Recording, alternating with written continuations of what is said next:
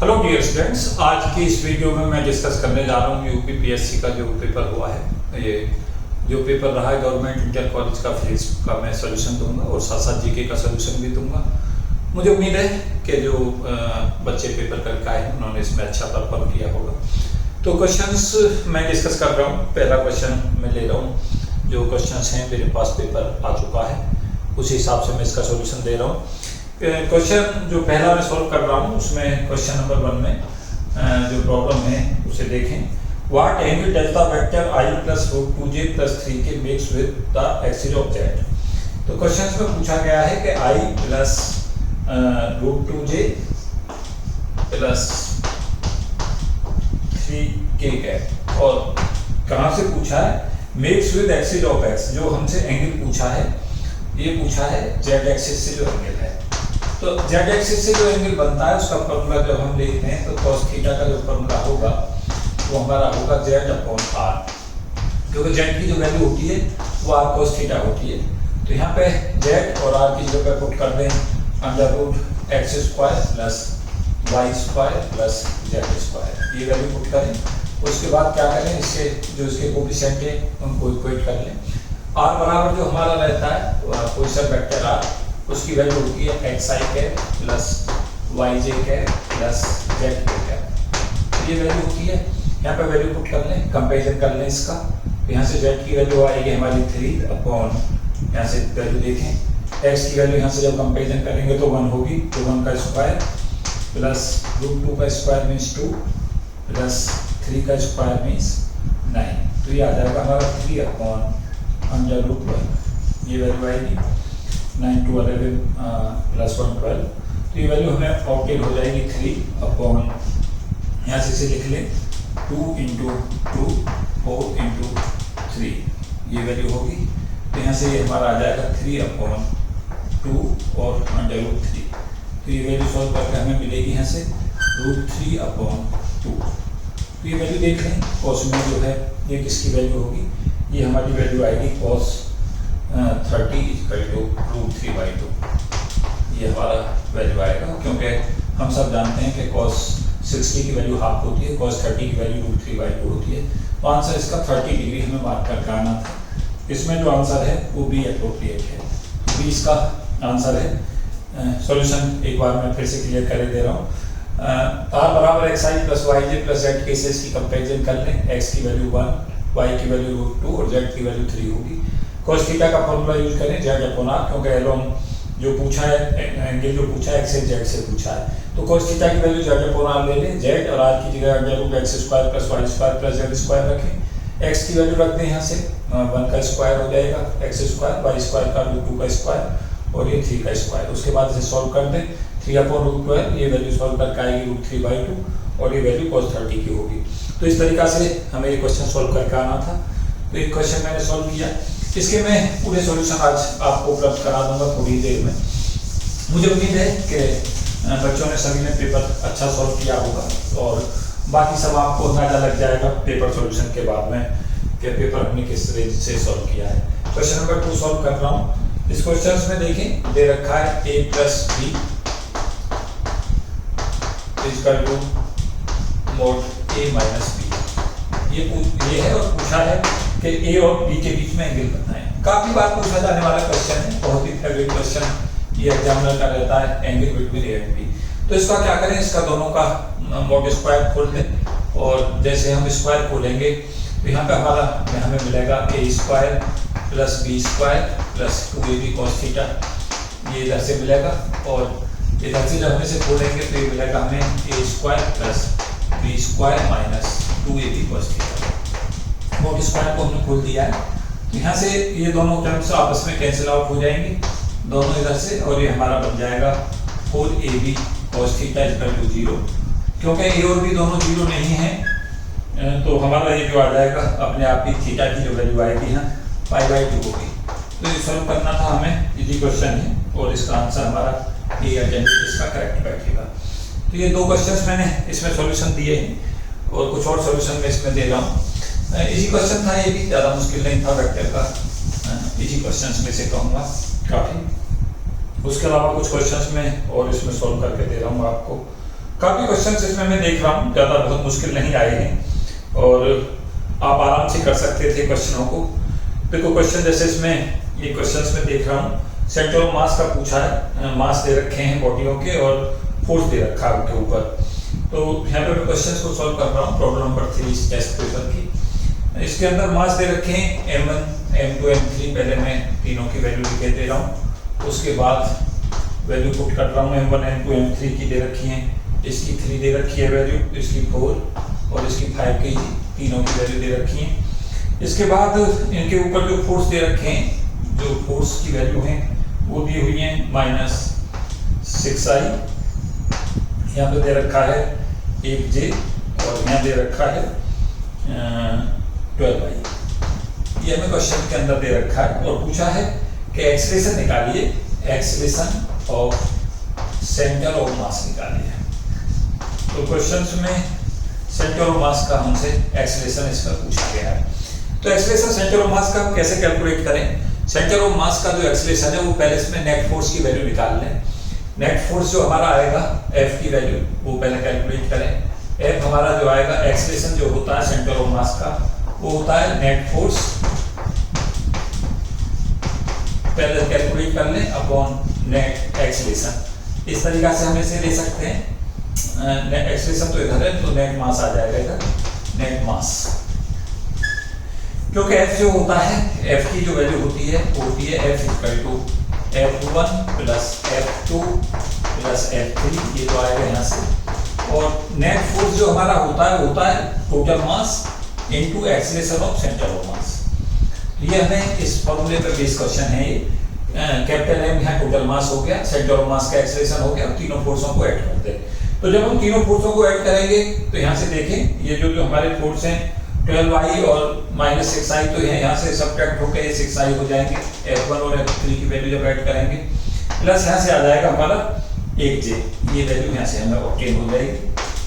और मास हमारा ओवरऑल देख लें कितना है, 3 + 4 + 5, तो ये हमारा 12 बन जाएगा। तो 12 into acceleration of centre of mass equal to 6i plus 8j। इस तरीका से लें से, यहाँ से मैं ऊपर आगे पढ़ा रहा हूँ इसका सोल्यूशन।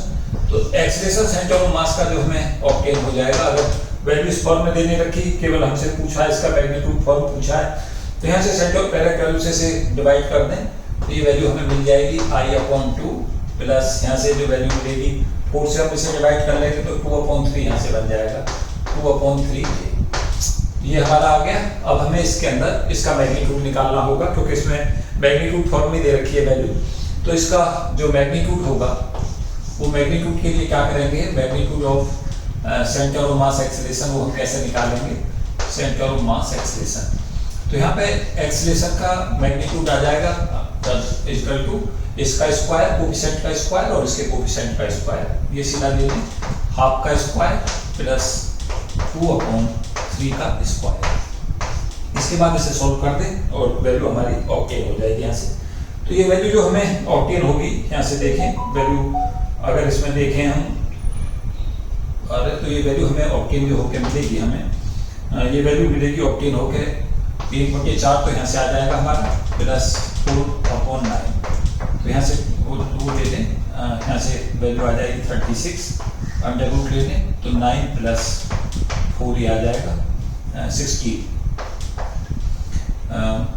36 हमने एलसीएम ले लिया तो 9 प्लस और यहाँ 60, तो ये हमारी वैल्यू जो आएगी 16/9 25 का मतलब आ जाएगा, रूट लेना है हमें 5/6, ये वैल्यू आएगी इतने मीटर पर सेकेंड स्क्वायर। और 6/5 को जब हम लेकर रहेंगे तो ये हमारा 0.83 आ जाएगा। तो 0.83 मीटर पर सेकेंड स्क्वायर इसका आंसर होगा। मैं एक बार फिर से इसे सॉल्व समझा देता हूँ कैसे हमें इसे सॉल्व करना था। मास M1 दे रखा है 3 kg, M2 दे रखा है 4 kg, M3 दे रखा है 5 kg। इनके ऊपर जो फोर्स लगा रखे हैं, इसके ऊपर -6i लगाया हुआ है फोर्स, इसके ऊपर 1j लगा रखा है और इसके ऊपर हमारा 12i लगाया हुआ है। ये हमारे 3 फोर्स हैं। तो यहाँ पे हम फोर्स का नेट फोर्स कैसे निकालेंगे, नेट फोर्स को प्रिंसिपल ऑफ सुपरपोजिशन से निकाल लेंगे। F1 + F2 + F3 सीधा ऐड कर दें। जैसे हम इसे ऐड करेंगे तो ये हमारी वैल्यू आ जाएगी यहाँ से, जब इनको हम तीनों को ऐड करेंगे 12i - 6i आ जाएगा, यहाँ से 6i + 8j। उसके बाद जैसे नेट फोर्स जो होता है वो total mass into centre of मास के एक्सेलरेशन के इक्वल होता है। तो वो वैल्यू पुट कर दें, m इनटू सेंटर ऑफ मास का एक्सेलरेशन, m की वैल्यू टोटल m ले लें, 3 + 4 7 हो जाएगा, प्लस 5 12 हो जाएगा। तो 12 इनटू ACM बराबर 6i + 8j। फिर इस 12 को यहाँ डिवीजन में ले जाएं तो ये वैल्यू हमारे पास जो आएगी वो आएगी 6/12i + 8/12j। फिर हम क्या करें, उसे लिख सकते हैं हाफ i प्लस ऐसे जो वैल्यू आएगी 2/3j। फिर a का जो मैग्नीट्यूड है वो निकालना है, तो √ax² + ay² करके इसे सॉल्व करते हैं। तो 0.83 मीटर/सेकंड² इसका आंसर होगा। तो ये इसका तीसरे क्वेश्चन का सॉल्यूशन था। मैं पूरे पेपर का सॉल्यूशन चाहूँगा, मैं ना तो कुछ वीडियो मेरी आएंगी लगातार इसके सॉल्यूशंस पे। मुझे उम्मीद है कि आप सारे अपने आंसर मैच कर लेंगे, उससे एक आइडिया भी लगेगा। और कोशिश करूँगा कि इसकी मेरिट का भी एक प्रोजेक्शन में फिर बाद में दूँ। थोड़ा सा जब पेपर पूरा सॉल्व हो जाता है तो थोड़ा आइडिया लग जाता है बच्चों को। किसी क्वेश्चन के सॉल्यूशन में अगर कोई डिस्क्रिपेंसी है तो बता दें, नीचे मार्क करें, मैं आगे उसका मॉडिफाइड सॉल्यूशन डाल दूंगा। एक क्वेश्चन जो मैं देख रहा हूँ इसी में क्वेश्चन नंबर 4 में, इसमें क्वेश्चन में कहा गया है कि आप इन जो फॉल्ट्स है उसको करेक्ट बताइए कि फॉल्ट्स इनमें कौन सा है। तो मैं चारों विकल्प बोले दे रहा हूँ, उनमें फॉल्ट्स बांटता हूँ। मोमेंट ऑफ लीनियर मोमेंटम को हम एंगुलर मोमेंटम कहते हैं, ये बिल्कुल सही है। Rate of change of angular momentum जो है वो मोमेंट ऑफ इनर्शिया होता है, ये बिल्कुल गलत है, क्योंकि जो एंगुलर मोमेंटम का रेट ऑफ चेंज है वो हमारा dl/dt जो होता है वो टॉर्क होता है, टॉर्क बलागुण जिसे हम कहते हैं। तो 20 का आंसर जो है वो रॉन्ग है। तो फॉल्ट पूछा था, सी सही है। Moment of inertia solid sphere का डायमीटर के अबाउट जो 2/5 m² होता है। और होलो स्फीयर, डिस्क और सॉलिड स्फीयर अगर सेम मास और रेडियस के हैं तो moment of inertia about x on axis जो होगा वो सिलेंडर के अंदर मैक्सिमम होगा। क्योंकि एक ही इसमें फॉल्ट हो सकता है तो उसमें हमें ज़्यादा सोचने की जरूरत नहीं है। जो rate of change of angular momentum है वो टॉर्क के इक्वल होता है, ना कि मोमेंट ऑफ इनर्शिया के इक्वल होता है। तो ये हमें इसमें फॉल्ट्स में देखना था, राइट रॉन्ग इसमें पूछा हुआ था। तो काफ़ी अच्छा क्वेश्चन था ये भी। उसके बाद मैं अगला जो क्वेश्चन इसमें आपको बताने जा रहा हूँ, एटॉमिक मास यूनिट का एक क्वेश्चन आया हुआ है। एटॉमिक मास यूनिट जो होता है जो 1/12 of the rest mass of C12 isotope C612 isotope जो इक्विवेलेंट एनर्जी का होता है, यहीं से डेफिनेशंस आती है 1 एटॉमिक मास की। तो प्रॉब्लम नंबर 5 में इसमें बता रहा हूँ 1 एटॉमिक मास यूनिट जो होती है उसकी वैल्यू होती है 931 मेगा इलेक्ट्रॉन वोल्ट। तो इसका जो आंसर है वो इजीली आप लगा सकते हैं, ये आंसर इसका एप्रोप्रिएट है।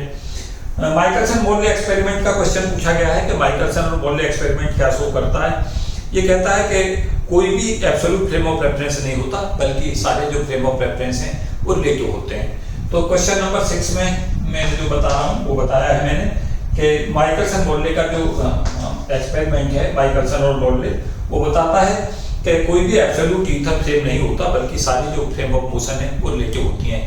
और उसी के आगे जाकर फिर आइंस्टीन ने 2 पोस्टुलेट्स दिए थे रिलेटिविटी के, जो हमारे लॉ ऑफ फिजिक्स है वो सेम रहते हैं और फ्रेम ऑफ रेफरेंस में। और दूसरा ये भी बताया था उसमें कि वेलोसिटी ऑफ लाइट जो होती है वो कांस्टेंट होती है। और अगला क्वेश्चन देखें, a missile is launched with a velocity less than the escape velocity, the sum of its kinetic energy and potential energy. आप याद रखें कि जब काइनेटिक एनर्जी और पोटेंशियल एनर्जी, जब हम एनर्जी लेकर चलते हैं तो एनर्जी की जो वैल्यू होती है हमारी वो kinetic energy plus potential energy के इक्वल होती है। एनर्जी की वैल्यू जब हमारी 0 हो जाती है तो पार्टिकल जो सतह के लिए जो मिसाइल है वो एस्केप कर जाएगी और पाथ उसका पैराबोला होगा। लेकिन इसमें क्या कहा गया है कि एस्केप वेलोसिटी से कम वेलोसिटी है। तो जब वेलोसिटी, ये तो हमारा होता है एस्केप वेलोसिटी पे ऐसा पैराबोलिक पाथ होता है। जब वेलोसिटी एस्केप वेलोसिटी के मुकाबले कम होती है तो एनर्जी नेगेटिव होती है और पार्टिकल जो होता है वो जो मिसाइल है वो हमारी वापस आएगी अर्थ पे। अगर एस्केप कर जाएगा तो कभी भी वो वापस नहीं आती। उसी में हमारा अगला इसी में क्वेश्चन ये भी होता है कि अगर ग्रेटर देन v है तो पाथ हाइपरबोला होता है और पार्टिकल तब भी हमारा एस्केप कर जाता है। तो इस तरीका के क्वेश्चंस जो है इसमें पूछे गए हैं। मुझे उम्मीद है कि जो मैं सॉल्यूशंस दे रहा हूँ वो आपके निश्चित तौर से ये क्वेश्चंस आपने सही किए होंगे। कुछ और सॉल्यूशंस मैं इसमें दे रहा हूँ, करीब हर वीडियो में मैं कोशिश करूँगा 10 क्वेश्चन सॉल्व करने की, और आगे फर्दर हमारी वीडियो आती रहेंगी। थोड़ी देर में सारी सॉल्यूशंस मैं दे दूंगा। इसमें काइनेटिक एनर्जी पूछिए। काइनेटिक एनर्जी में ये याद रखें कि जो काइनेटिक एनर्जी का रिलेटिविटी में फॉर्मूला होता है, रिलेटिविटी काइनेटिक एनर्जी में वो होता है हमारा n minus m naught into c square. ये हमारा सॉल्यूशंस में दे रहा हूँ, जिसमें पूछा है कि what will be the kinetic energy of relativistic particle. तो यहाँ पे इस वैल्यू, इस फॉर्मूले को पुट कर दें और यहाँ से जो वैल्यू है वो यहाँ पे पुट कर दें, m की value m naught upon under root 1 minus v square by c square minus m naught into c square. ये हमें इसमें आंसर टिक करके आना था। तो यहाँ से जो क्वेश्चन है, अगर हम इसके आंसर में देखें m, तो हमारा b इसका आंसर अप्रोप्रिएट बन रहा है m naught c square upon under root 1 minus v square by c square को कॉमन निकाल दें। यहाँ से जो वैल्यू है हमारी ये 1 minus under root 1 minus v square by c square okay हो जाएगी दिस वन। तो ये आंसर इसका भी एप्रोप्रिएट होगा।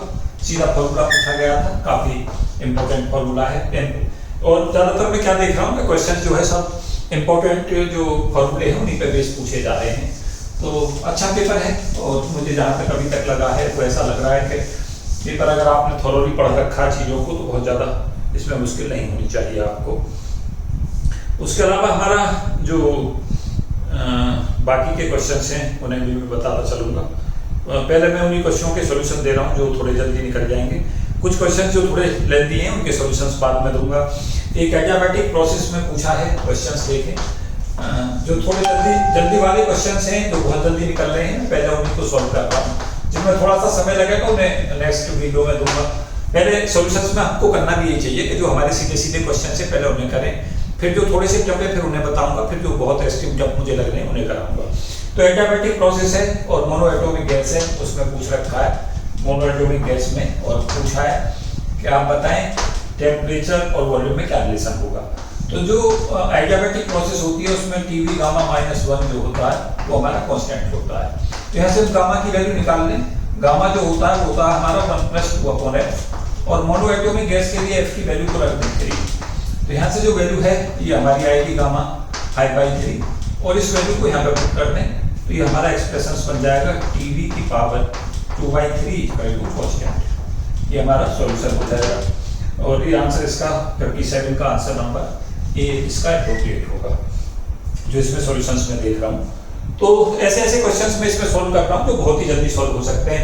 एडियाबैटिक प्रोसेस में याद रखें पीवी गामा कांस्टेंट रहता है, पीवी की पावर गामा यहाँ पे Cp/Cv होता है, और Cp/Cv की वैल्यू 1+2/f होती है। मोनोएटॉमिक गैस में f की वैल्यू को 3 रख दें, सॉल्व कर दें और इस वैल्यू फॉर्मूले में पुट कर दें। तो यहाँ से जो आंसर है वो हमारा Tv की पावर 2/3 जो कांस्टेंट आ जाएगा। तो इस तरीका से ये हमारा सॉल्यूशन हो जाता। अगला जो कार्नोट इंजन का क्वेश्चन मैं सॉल्व करा रहा हूँ, ये मैंने क्वेश्चन की नंबरिंग देनी बंद कर दी है क्योंकि नंबरिंग जो है वो थोड़ा याद रखनी पड़ रही थी। पहले मैंने 5-6 क्वेश्चन तक नंबरिंग दिए, फिर उसके बाद सॉल्यूशन शुरू कर रखे हैं। एफिशिएंसी दे रखी है 25%, तो एफिशिएंसी को 1/4 ले लें, इक्वल टू 1 माइनस T2/T1। ये एफिशिएंसी का फॉर्मूला है। T1 यहाँ पे सोर्स का टेम्परेचर, T2 सिंक का टेम्परेचर होता है। टेम्परेचर ऑफ सोर्स यहाँ पे दे रखा है 327, तो यहाँ पे टेम्परेचर ऑफ सोर्स दे रखा है 1 माइनस T2, और T1 की वैल्यू को क्या करें 273 में ऐड कर दें केल्विन में बदलने के लिए। तो 273 प्लस 327 ये हमारी वैल्यू आ जाएगी 600। यहाँ पे पुट कर दें 1 माइनस T2/600। इस वैल्यू को इसको इधर ले जाए और 1/4 को इधर ले जाए, तो T2/600 जो होगा उसकी वैल्यू हमारी बनेगी यहाँ से 3/4, क्योंकि जब हम इसको इधर ले आएंगे तो 1 में से 1/4 करेंगे, सब्ट्रैक्ट करेंगे, यहाँ से 150 से कैंसिल आउट हो जाएगा और T2 की वैल्यू आ जाएगी हमारी 450 केल्विन। अब हमें आंसर पूछा है इसका सेंटीग्रेड में, तो इसे सेंटीग्रेड के लिए क्या करें केल्विन में से 273 सब्ट्रैक्ट कर दें। तो 450 में से जैसे हम 273 सब्ट्रैक्ट करेंगे तो आंसर देख लें, 10 में से 3 जाएंगे 7, 14 में से 7 जाएंगे 7, 3 2 तो 177 डिग्री सेंटीग्रेड आंसर आ जाएगा। तो 58 का सी आंसर हमारा एप्रोप्रिएट हो जाएगा। तो ये क्वेश्चन था, इसका सीधा सॉल्यूशन हम दे सकते थे। जूल थॉम्सन इफेक्ट में पूछा है, ये जो हमारा जूल थॉम्सन इफेक्ट गैस है इसमें पूछा कि गैस क्या होगी। तो गैस में इसमें याद रखें कि गैस हीट भी हो सकती है और कूल डाउन भी हो सकती है, ये इनिशियल टेम्परेचर पर निर्भर करता है। तो इसका 61 का डी आंसर है कि जो हमारा जूल थॉम्सन इफेक्ट है उसमें गैस कूलिंग और हीटिंग दोनों दिखाती हैं जूल थॉम्सन इफेक्ट के अंदर। तो इसका आंसर जो है डी आंसर इसमें मार्क करके आना था क्योंकि पहले आंसर में जो दे रखा है वो दे रखा ऑलवेज हीट अप, तो ऐसा बिल्कुल भी नहीं है कि सदा गैस हीट ही करे। हाइड्रोजन और हीलियम जो रूम टेम्परेचर पे हीटिंग शो करती हैं, बाकी गैसें जो हैं रूम टेम्परेचर पे या जो हमारा इन्वर्जन टेम्परेचर है उस हिसाब से तय होती है कि वो कूलिंग और हीटिंग दिखाती हैं। तो इसका सेट का जो आंसर है वो डी हमें इसमें मार्क करके आना था। तो ये कुछ क्वेश्चंस थे इसमें जो मैं कराना था। एक क्वेश्चन डिवाइड थ्योरी का है, सिंपल सीधा क्वेश्चन पूछा गया है। डिवाइड थ्योरी में जो क्वेश्चन है उसमें पूछा गया है कि जो हमारा हाई टेम्परेचर पे स्पेसिफिक हीट है वो Cv की वैल्यू 3R होती है। डूलिंग पैकेट लॉ, आइंस्टीन लॉ और हमारा आइंस्टीन डिवाई और डूलिंग पैकेट लॉ, तीनों जो लॉ है वो Cv की वैल्यू को हाई टेम्परेचर पे 3R बताते हैं। R यहाँ पे जो होता है उसकी वैल्यू होती है 2 कैलोरी पर ग्राम एटम केल्विन और लो टेम्परेचर पर Cv proportional to T cube होता है। तो ये डिवाइड थ्योरी के हिसाब से दोनों रिजल्ट बिल्कुल सही है। तो ये दोनों करेक्ट थे, both A and B, 1 and 2 both are correct. तो ये हमें इसमें मैंने कुछ क्वेश्चन सॉल्व कराए हैं इस वीडियो में। आगे मैं कुछ वीडियो और फर्दर सॉल्यूशन में दूंगा। इस वीडियो में इतना ही। किसी क्वेश्चन के अंदर कोई डिस्क्रिपेंसी आती है तो उसे सारिता के साथ मार्क करें, मैं उसका आपको मॉडिफाइड सॉल्यूशन दूंगा। तो पहले मैं जो सिंपल क्वेश्चन है उन्हीं को ले रहा हूँ, फिर थोड़े टफ क्वेश्चंस और फिर एक्सट्रीम टफ क्वेश्चनों को लूंगा। कुछ ही समय में मैं उम्मीद करता हूँ कि पूरा सॉल्यूशन आपके सामने आ जाएगा। तो इस वीडियो में इतना ही। Thank you and best wishes for all of you. जय हिंद।